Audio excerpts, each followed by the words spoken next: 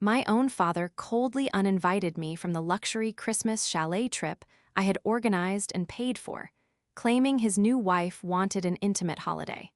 So, I quietly drained the joint holiday fund and canceled their reservation completely. This is where the story truly begins, and you won't want to miss what happens. Make sure you're subscribed to see it through to the end. We're always curious.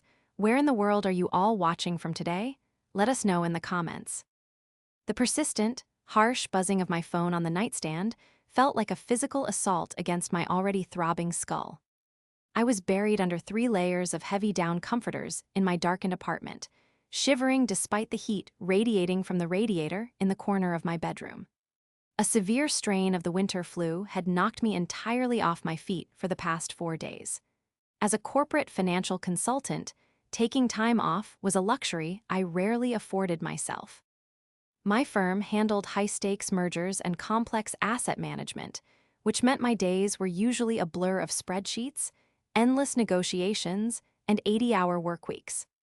I was exhausted down to my very marrow, my chest burning with every ragged cough, and my eyes watering in the dim light of the room. I reached out a trembling hand, knocking over a half-empty bottle of cough syrup in the process, and grabbed my phone. The screen blared with the caller ID, Dad. Normally, seeing my father's name light up my phone brought a smile to my face. Since my mother passed away 5 years ago, I had made it my absolute mission to keep the two of us close. I had stepped into the role of the family anchor, organizing Sunday dinners, remembering birthdays, and most importantly, orchestrating our grand, annual Christmas getaway. It was our sacred tradition, a time to heal and bond. I cleared my throat, trying to sound more alert than I felt, and swiped to answer. "Hi, Dad," I rasped, my voice sounding like gravel. "I'm sorry I haven't called much this week. This flu is really putting me through the ringer. I can barely stand up without the room spinning." "Oh, hello, Alina," my father replied. His voice was clipped, lacking its usual warmth. There was a strange, hollow echo on the line, accompanied by the faint, muffled sound of a television playing in the background. He didn't ask how I was feeling. He didn't express any concern for the fact that I sounded entirely miserable. That was the first red flag, a tiny prick of unease that pierced through the fog of my fever. "Is everything okay, Dad?" I asked, pushing myself up into a sitting position, the sudden movement causing a wave of nausea to wash over me. I was just going over the final itinerary for the Aspen trip. The chalet concierge sent over the menu options for Christmas Eve dinner, and I need to know if Brenda has any dietary restrictions I should warn the chef about. There was a long, agonizing pause on the other end of the line. I could hear the sound of a hand covering the receiver, followed by muffled whispering. The unease in my gut blossomed into genuine anxiety. "Listen, Alina," my father finally said, his tone adopting a forced, artificial breeziness that made my skin crawl. "About the Aspen trip. Brenda and I have been talking and, well, we've decided to make a slight change of plans." "Change of plans?" I echoed, confused. "Dad, the trip is less than 3 weeks away. The chalet is booked, the flights are secured, the deposits are non-refundable. What kind of changes are we talking about?" "It's just, Brenda has been under a lot of stress lately," he continued, the words sounding rehearsed, as if he were reading from a script someone else had written for him. "She really feels she needs a quiet, intimate family holiday this year. Just the immediate, core family. Her 2 children are flying in from college, and she wants to use this time to really bond with them and establish our new family dynamic." The words hung in the air, heavy and suffocating. My fever-addled brain struggled to process the sequence of words he had just spoken. Immediate, core family. "Dad," I whispered, my voice trembling, "I am your immediate family. I'm your only daughter." "Now, Alina, don't be dramatic," he sighed, a sound of profound annoyance that cut me to the bone. "You know what I mean. Brenda just wants it to be her, me, and her kids this year. It's nothing personal. You work so much anyway, you could probably use a quiet holiday at home to recover from your little cold. So, you're not invited to Christmas this year. We'll see you in January." I sat frozen in my bed, the phone pressed against my ear, listening to the dial tone after he abruptly ended the call. The silence in my apartment was deafening. I had spent $8,000 of my own hard-earned bonus to fund that trip. I had spent countless hours arranging every detail to ensure my father had a magical holiday.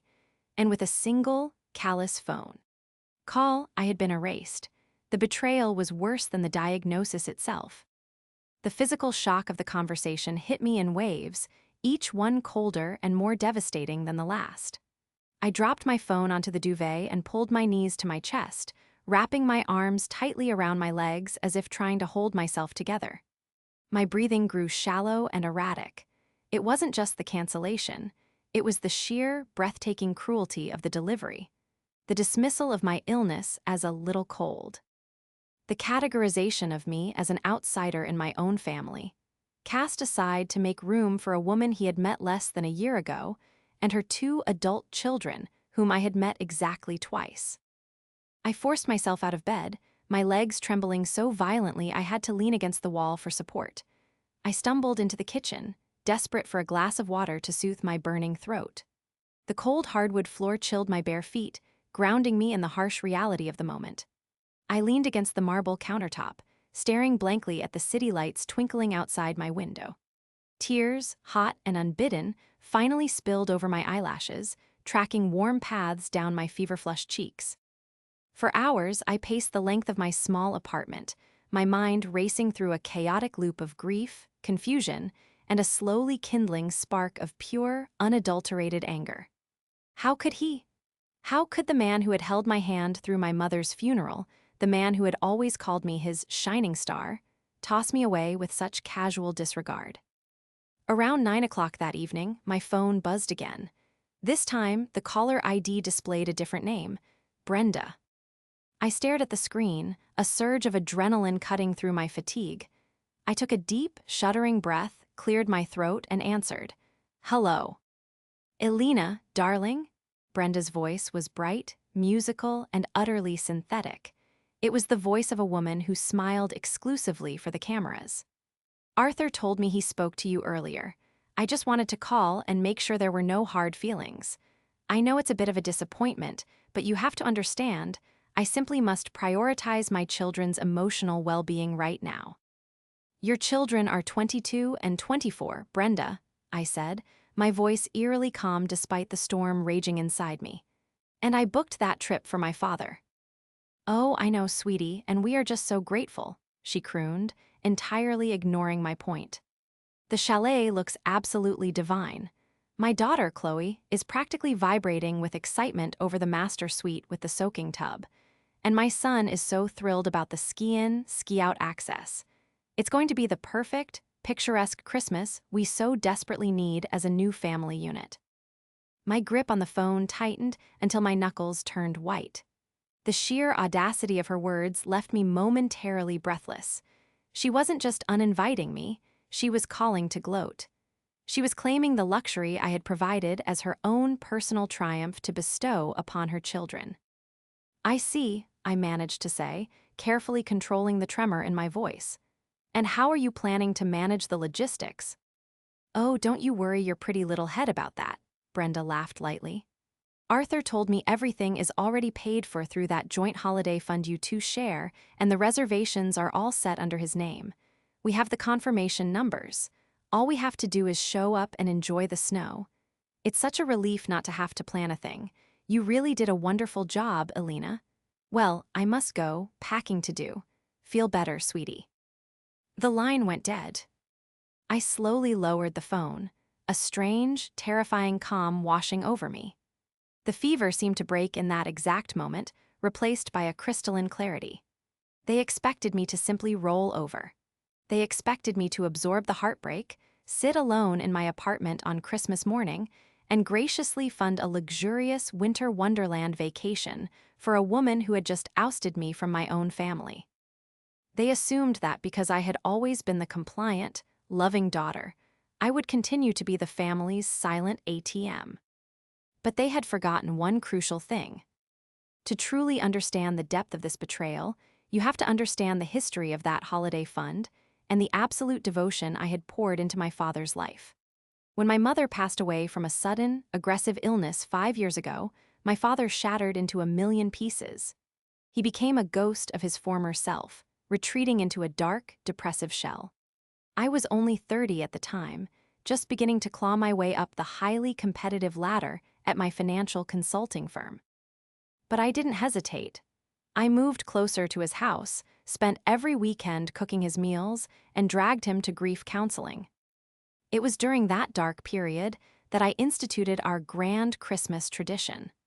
I wanted to give him something to look forward to, a reason to get out of bed in the morning. So I opened a dedicated joint banking account, the Holiday Fund. Every month, I deposited a significant portion of my salary into it. I used my corporate concierge perks, earned through grueling 80-hour work weeks and high-stress client negotiations, to secure exclusive bookings, upgrades, and VIP experiences. I took him to Hawaii, to the Swiss Alps, to a private villa in Tuscany. For 4 years, it worked. He smiled again. We bonded. We survived the grief together. Then, 6 months ago, Brenda entered the picture. They met at a country club mixer my father had finally felt brave enough to attend. From the very first moment he introduced us at a strained Sunday brunch, my internal alarms had blared relentlessly. Brenda was 55, impeccably groomed, and possessed a smile that never quite reached her cold, assessing eyes. She wore designer clothes that looked brand new, and her perfume was heavy, expensive, and suffocating. When I politely inquired about her profession, she waved a manicured hand dismissively. "Oh, I'm a lifestyle and wellness consultant," she had declared smoothly. When I pressed for details, what kind of consulting, who her clients were, she quickly changed the subject. It didn't take a financial expert to recognize a vague, title-inflated cover story when they heard one. She had no discernible income, yet she drove a luxury SUV and boasted about her children's elite, out-of-state university tuitions. Her interest in me during that first brunch was minimal, right up until the moment my father proudly mentioned my career. "Elena is a senior consultant at Vanguard Financial," he had beamed, patting my hand. "She's brilliant with numbers, manages multi-million-dollar portfolios." I vividly remember the way Brenda's posture shifted. Her eyes, previously scanning the restaurant for someone more important to talk to, suddenly locked onto me with the terrifying intensity of a heat-seeking missile. "Is that so?" she purred, leaning forward, her voice dripping with sudden, artificial interest. "How fascinating. You must do very well for yourself, Elena.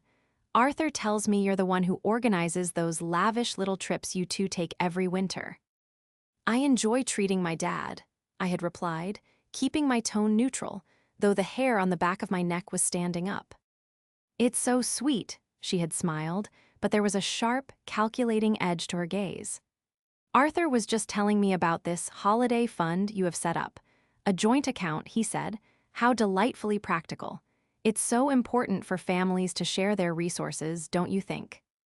Over the next few months, I watched with growing horror as Brenda systematically isolated my father. Sunday dinners were suddenly canceled because Brenda preferred a quiet evening in. Phone calls went unanswered because Brenda had surprised him with a couple's massage. And whenever I did manage to see him, Brenda was glued to his side, subtly guiding the conversation, steering him away from me, and constantly dropping hints about how stressed she was, how much her children needed support, and how wonderful it would be to have a real family vacation to bring everyone together. She had played a long, meticulous game, preying on a lonely widower's desire for companionship. She wanted the lifestyle my father's daughter could provide, but she didn't want the daughter in the picture. She wanted the Aspen chalet. She wanted the prestige of boasting to her friends. She wanted the $8,000 sitting in that account. And my father, blinded by the novelty of a new relationship, had handed it all to her on a silver platter.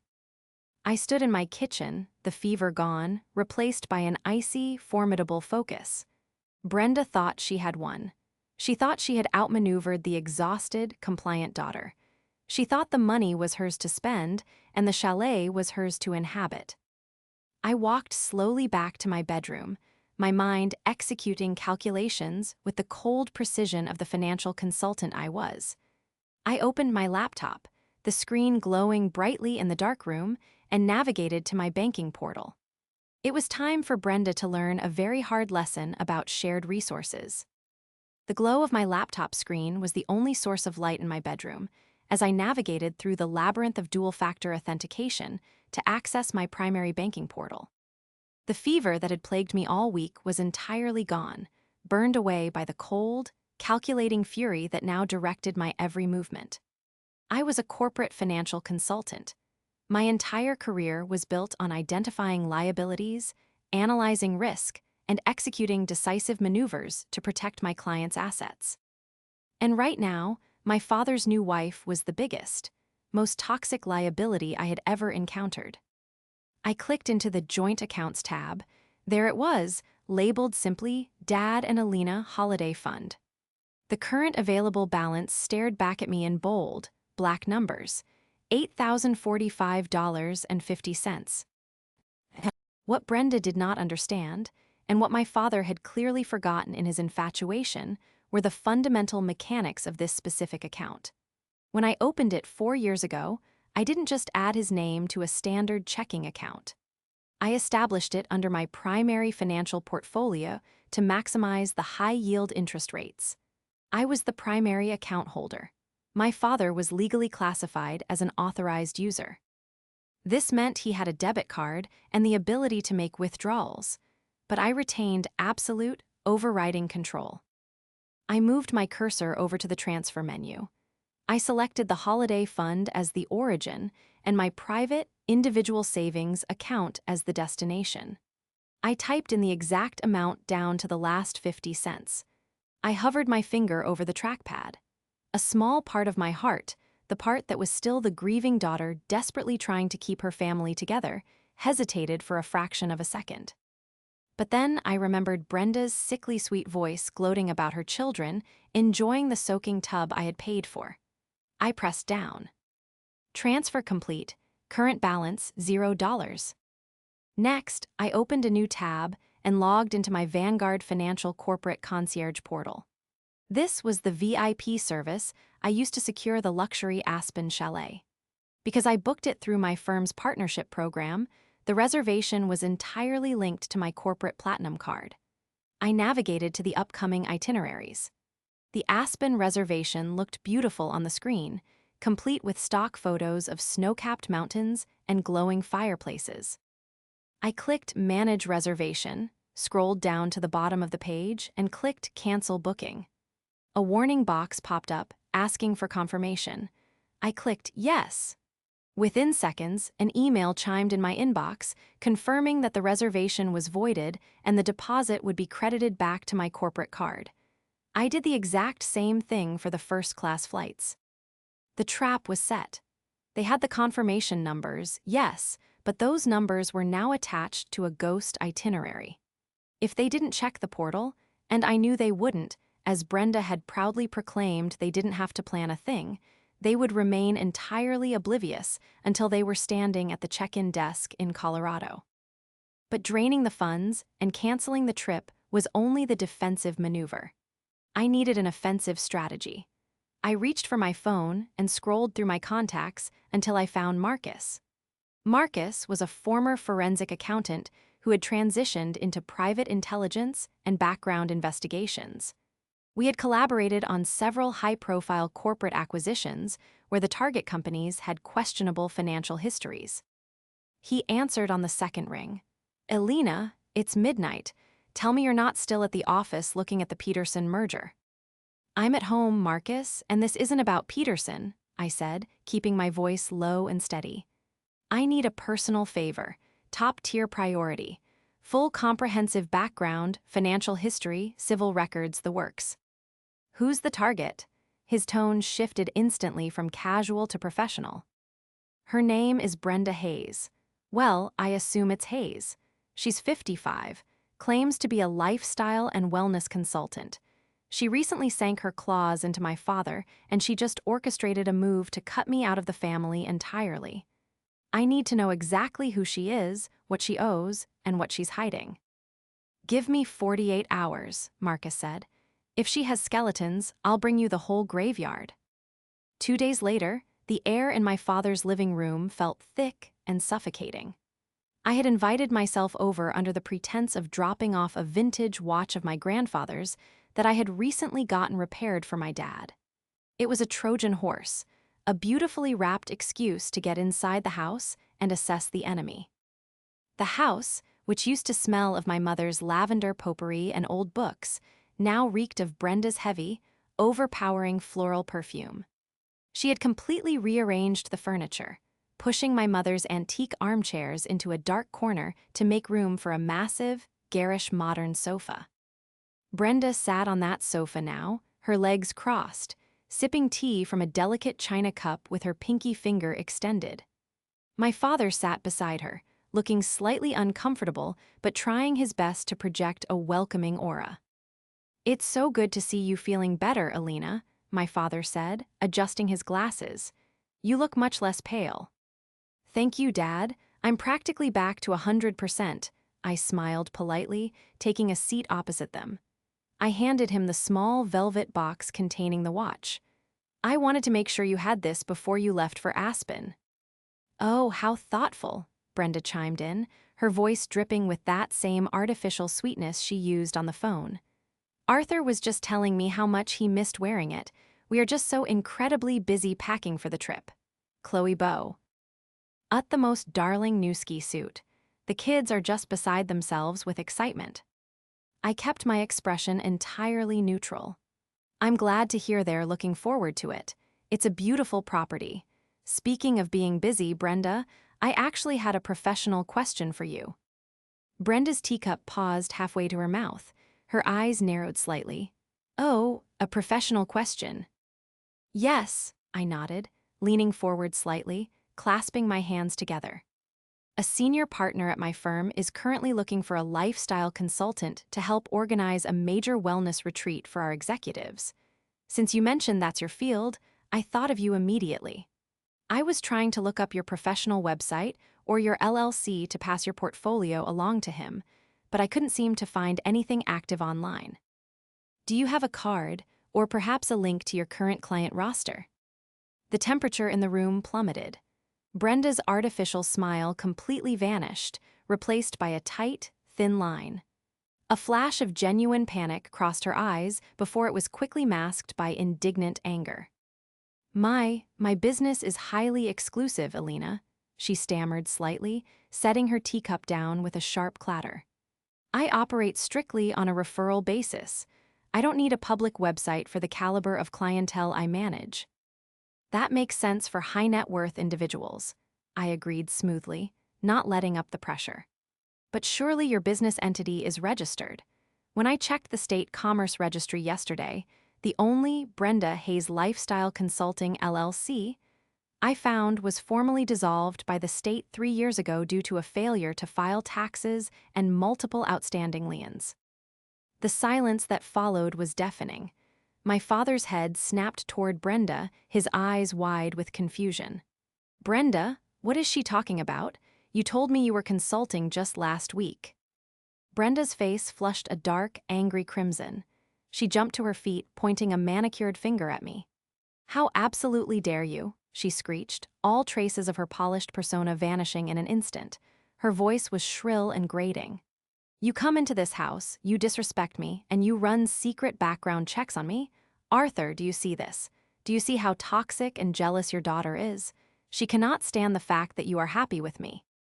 "Alina, what on earth possessed you to look up her business records?" my father demanded, standing up to defend her, his voice rising in anger. "That is an incredible invasion of privacy." "Dad, I was looking for a website. The public registry is public for a reason," I replied calmly, remaining seated. "I'm just asking a simple question about her profession."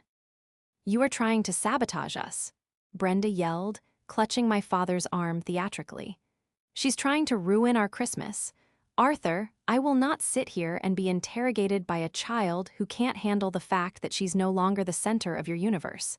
Make her leave." "Alina, I think you need to go right now," my father said, his face hard, his loyalty fully cemented to the woman clinging to his arm. "And you owe Brenda a massive apology. I am incredibly disappointed in your behavior." I stood up slowly, smoothing the front of my slacks. "I won't apologize for asking a question, Dad. Have a wonderful time in Aspen."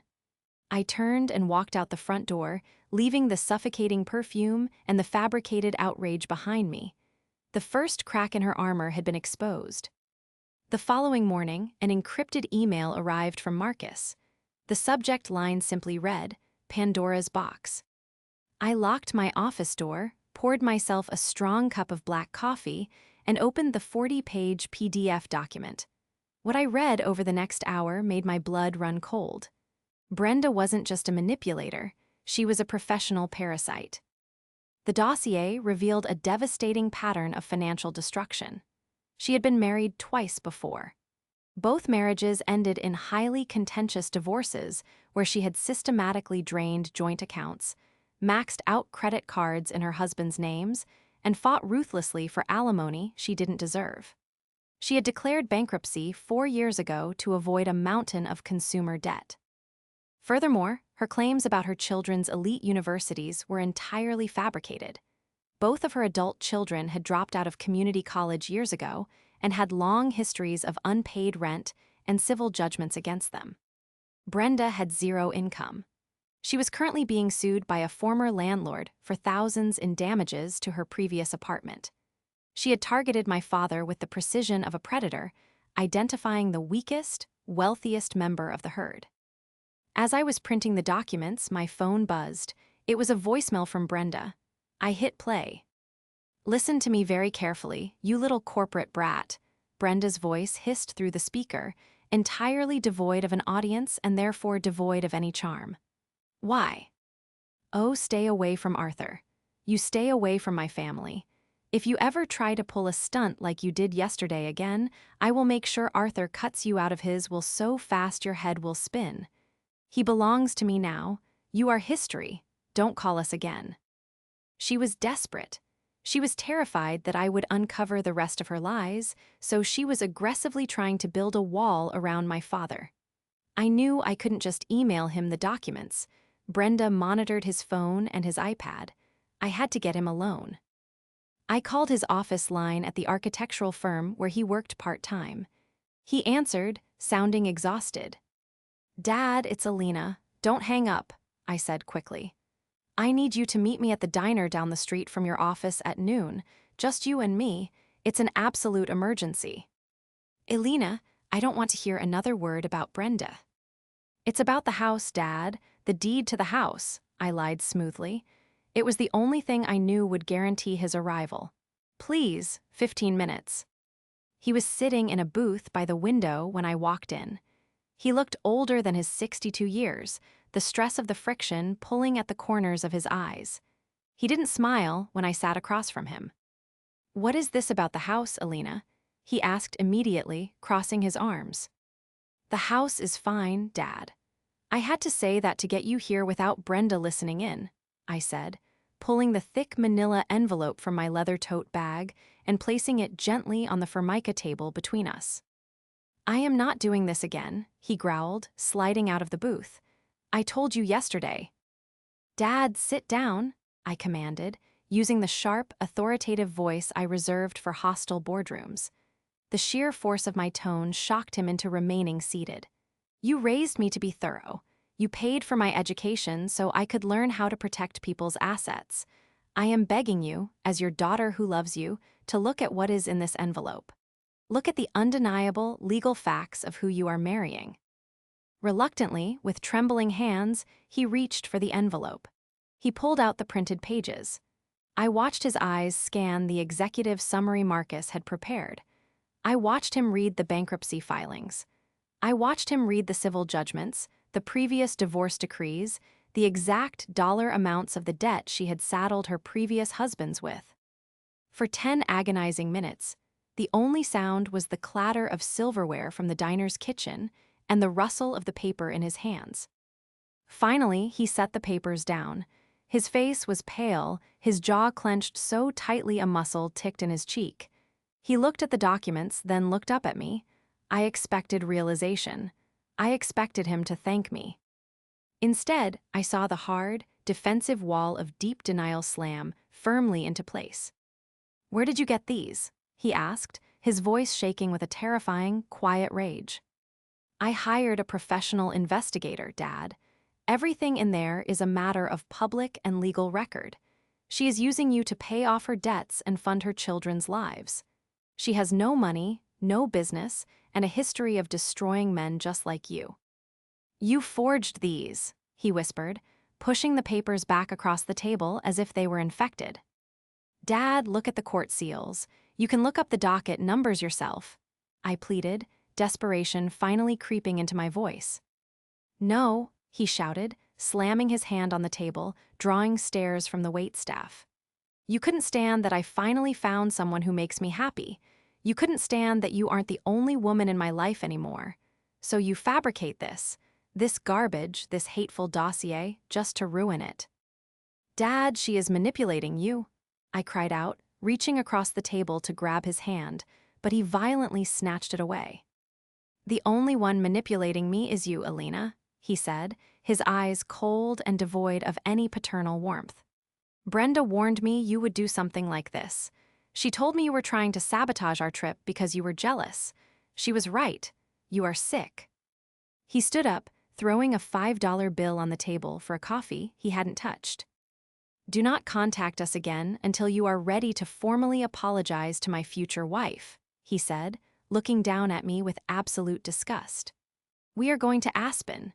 We are going to have a wonderful Christmas as a family, and you are going to sit alone in your apartment and think about what you have done to your father." He turned and walked out of the diner, the bell above the door chiming a cheerful, mocking sound. I sat alone in the booth, staring at the discarded documents. I had presented him with irrefutable proof, and the spell remained unbroken. He had chosen the comforting lie over the painful truth. He had chosen her. I slowly gathered the papers, slipping them back into the envelope. The sadness evaporated, leaving only a cold, hardened resolve. Words had failed. Evidence had failed. The only thing left as the brutal, undeniable weight of consequences. I would not warn him. I would not intervene. I would let them pack their bags, board their flight, and walk blindly into the absolute devastation waiting for them in the mountains. The lobby of the Silver Peak Lodge in Aspen was a masterpiece of rustic, uncompromising luxury. Vaulted ceilings framed by massive, hand-hewn timber beams soared above a polished stone floor. In the center of the expansive room, a colossal fireplace, large enough to stand inside, crackled with fragrant cedar logs, casting a warm, flickering glow over the wealthy patrons mingling nearby. I sat in a high-backed, oxblood leather armchair tucked away in a shadowed alcove just off the main reception area, a pristine porcelain cup of Earl Grey tea growing cold in my hands. I hadn't planned on flying to Colorado. I truly had intended to spend Christmas alone in my apartment, nursing my bruised heart. But 3 days ago, the senior partners at my financial consulting firm had mandated a last-minute executive retreat at this very lodge to finalize the Peterson merger before the year's end. It was the universe serving me a front-row seat to the reckoning I had set in motion. I had finished my meetings an hour ago and positioned myself perfectly. I knew their flight schedule. I knew exactly when the shuttle from the airport was due to arrive. At precisely 4:30 in the afternoon, the heavy, frosted glass doors of the lodge slid open, letting in a swirl of bitter, biting snow and the unmistakable, booming voice of Brenda Hayes. "Don't just stand there, grab the Louis Vuitton bags first," she barked, her voice shattering the refined, low-humming ambience of the lobby. She marched inside, looking utterly ridiculous in an oversized, glaringly white faux fur coat and oversized designer sunglasses, despite the fact that the sun was rapidly setting. Trailing behind her were her 2 adult children, Chloe and Brad. They looked entirely miserable, glued to their smartphones, dressed in brand-new, brightly colored designer ski gear with the tag still visibly attached to the zippers. Bringing up the rear was my father. He looked exhausted. He was struggling to maneuver a heavy, brass-bladed luggage cart piled high with 4 massive suitcases, his face flushed and glistening with sweat. Brenda did not offer to help him. She didn't even look back. She made a beeline straight for the polished mahogany concierge desk. I sank deeper into the shadows of my leather chair, my heart hammering a frantic, heavy rhythm against my ribs. "Excuse me," Brenda demanded, slapping her gloved hand onto the marble countertop. The polite, sharply dressed concierge blinked in surprise at the sheer volume of her voice. "We have arrived. We need our bags taken to the master chalet immediately. The flight was a total nightmare, the champagne was warm, and I simply cannot endure another moment in these travel clothes." "Welcome to Silver Peak, madam," the concierge said, his customer service smile firmly in place. "May I have the name on the reservation?" "Vance," Brenda declared haughtily, waving a hand toward my father, who had finally wrestled the luggage cart up to the desk. "Arthur Vance, and I am Brenda Hayes. It's the VIP standalone chalet with the private soaking tub." The concierge typed swiftly on his keyboard. A small, polite frown creased his forehead. He hit the backspace key, typed again, and stared at the screen. "I apologize, Mrs. Vance, but I am not seeing a current reservation under that name." "It's not Mrs. Vance yet, but it will be," Brenda snapped, rolling her eyes in an exaggerated display of impatience. "And look harder, we have the confirmation number right here." She snapped her fingers at my father. "Arthur, give the man the paper." My father fumbled in his heavy wool coat pocket, his hands shaking slightly, and produced the printed itinerary. He slid it across the marble counter. "Here you go. We booked it months ago." The concierge took the paper, cross-referenced the number with his system, and gave a slow, sympathetic shake of his head. "Ah, I see the issue, Mr. Vance. This reservation was indeed made, but it was formally canceled and voided 2 weeks ago." "Canceled?" Brenda shrieked, the sound echoing off the timber beams. Several guests sitting near the fireplace turned their heads to stare. "What do you mean, canceled? By whom? This is entirely unacceptable. Do you have any idea who we are?" "The system indicates it was canceled by the primary corporate account holder, a Ms. Alina Vance," the concierge replied, his voice calm but firm. "The deposit was fully refunded to the corporate card on file." My father froze. The color instantly drained from his face, leaving him a pale, sickly gray. He stared at the concierge, his mouth opening and closing, but no sound came out. "Elena," Brenda screeched, her face contorting into a mask of pure, unadulterated fury. "That Vindic. Tive little brat, she canceled our room. Arthur, I told you she was trying to ruin this. I told you." "Brenda, please, lower your voice," my father whispered desperately, painfully aware of the wealthy, influential audience watching their meltdown. He turned back to the desk. "Look, there's been a terrible misunderstanding. My daughter made a mistake.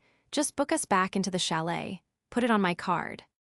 He pulled out his wallet, sliding the debit card for the joint holiday fund across the counter. "I have plenty of funds. Just fix this." "Dad, the chalet is gone," Chloe whined from behind them, finally looking up from her phone.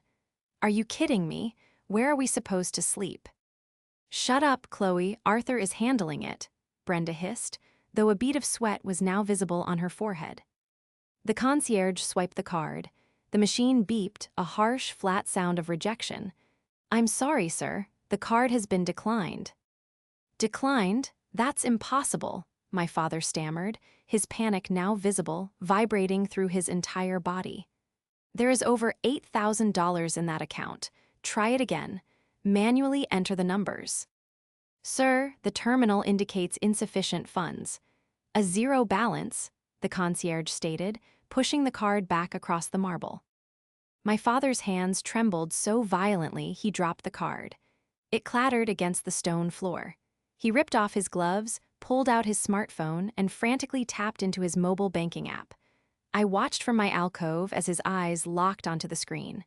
I watched the realization hit him with the force of a physical blow. The account was empty. The money was gone. The reservation was gone.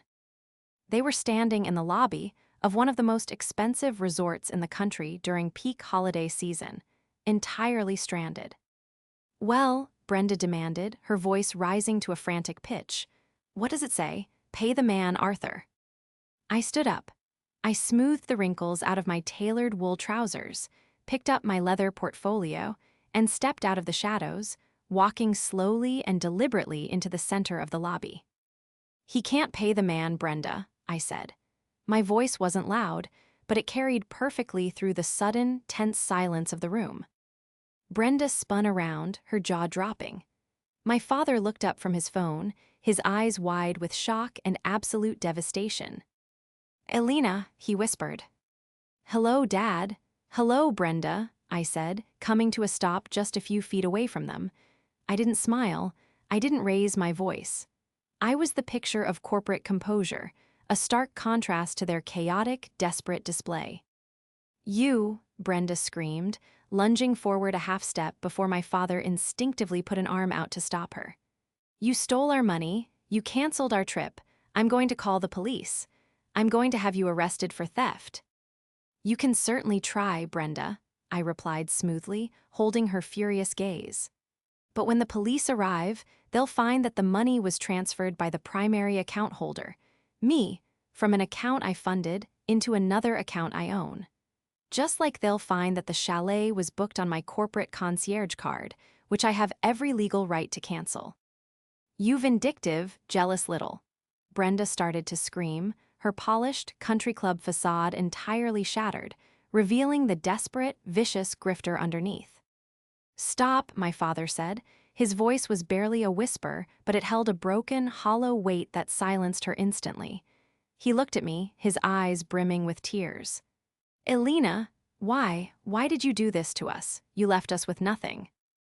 "No, Dad," I said softly, the anger fading, replaced by a profound, heavy sadness. "I didn't leave you with nothing. I left you with the exact reality you chose. You uninvited me from my own family. You told me my presence wasn't required, only my money. And Brenda," I turned my gaze back to the furious woman. I reached into my portfolio and pulled out the thick manila envelope I had brought to the diner. I didn't hand it to my father this time. I handed it directly to Brenda. "I brought a second copy," I said, raising my voice just enough to ensure the surrounding guests could hear the conclusion of this drama. "I know your landlord back in Chicago is currently looking for you to serve those eviction papers. And I know the bankruptcy courts are very interested in the hidden assets from your second divorce. Since you won't be staying in the VIP chalet, I thought you might want some light reading for your flight home." Brenda stared at the envelope as if it were a venomous snake. She didn't take it. She just stood there, her mouth opening and closing, her face burning crimson as the murmurs and whispers of the wealthy patrons in the lobby grew louder. "Arthur, do something," she finally shrieked, turning to my father clutching his coat lapels. "Make her fix this, pay for a room." My father looked down at her hands gripping his coat. He looked at the frantic, greedy desperation in her eyes. Then, he looked at her two adult children who were groaning about the lack of Wi-Fi and complaining that they were cold, completely indifferent to his distress. Finally, the wall of deep denial crumbled. The spell was broken.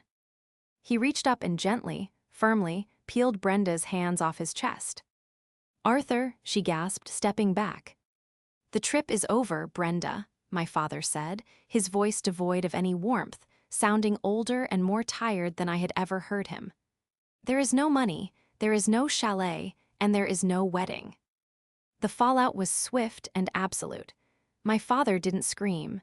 He didn't cause a further scene. He simply turned around, walked out the frosted glass doors, and hailed a taxi to take him back to the airport. He left Brenda and her children standing in the lobby with a mountain of Louis Vuitton luggage they had no way of paying to store. I didn't stay to watch security inevitably escort them off the premises. I turned and walked back into the private dining room where my colleagues were waiting, feeling a strange, hollow sense of exhaustion wash over me. The adrenaline was gone. The anger was spent. I had protected my father, but the cost had been agonizing. I flew back to New York on Christmas Eve.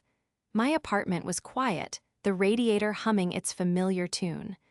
I made myself a simple dinner, poured a glass of wine, and sat by the window, watching the snow fall over the city streets. I had won the war, but I felt no joy in the victory. Just past 9 o'clock, the buzzer to my apartment rang. I walked to the intercom, pressing the button. Yes. Elena, a thick, raspy voice crackled through the speaker. It's Dad, please let me up. I buzzed him in. I stood in the doorway of my apartment, my arms crossed, waiting as the elevator doors chimed open. He looked terrible. He was wearing the same clothes he had worn in the Aspen lobby 2 days prior. He looked haggard, defeated, and utterly broken. He stopped a few feet from me, his head bowed. He didn't try to hug me. He didn't offer excuses. You were right, he whispered, tears silently tracking down his weathered cheeks. You were right about everything. She didn't love me, Alina. She just wanted the life you provided for me. When I told her at the airport that I was cutting off all my credit cards and going home, she screamed at me. She called me a pathetic old fool. She left me at the terminal and tried to find another flight. I let out a long, shaky breath, feeling the last rigid walls of my anger crumble into dust. I know, Dad, I know. I am so sorry, he sobbed, finally looking up at me, the deep, agonizing regret shining in his eyes. I was blind. I was lonely and I was stupid, and I threw away the only person in the world who truly loved me unconditionally. I don't deserve your forgiveness, Alina. I know I don't. But I had to tell you that I'm sorry. I looked at my father, the man who had taught me how to ride a bike, who had held my hand when my mother died, who had lost his way in the dark. I stepped forward and wrapped my arms around his shoulders, burying my face in his coat. You're an idiot, I whispered, crying with him. But you're my dad. Come inside. It's freezing out there. The healing process was not immediate. Trust is a fragile thing, easily shattered and painstakingly rebuilt. But we started that night, sitting at my kitchen counter, eating leftover pasta and talking until the sun came up over the Manhattan skyline. Over the next few months, justice took its natural, inevitable course. True to his word, my investigator Marcus made sure that the 40-page dossier found its way to the desks of Brenda's former landlord and the bankruptcy trustees. Without my father's bank accounts to shield her, her house of cards violently collapsed. She was forced to face the legal and financial ruins she had tried so desperately to outrun. Last I heard, she was facing multiple charges of civil fraud. My father never spoke her name again. He moved out of the house they had shared, selling it and buying a smaller, cozy condo much closer to my apartment. He started attending therapy again, confronting the loneliness he had tried to patch with a toxic relationship. As for me, I kept the holiday fund open. But this year, I didn't book a luxury chalet in the mountains. Next Christmas, my dad and I are taking a quiet, peaceful trip to a small beach house on the coast. No concierges, no first-class flights, no external noise. Just the two of us, healing, moving forward, and finally enjoying the peace that comes with knowing the truth.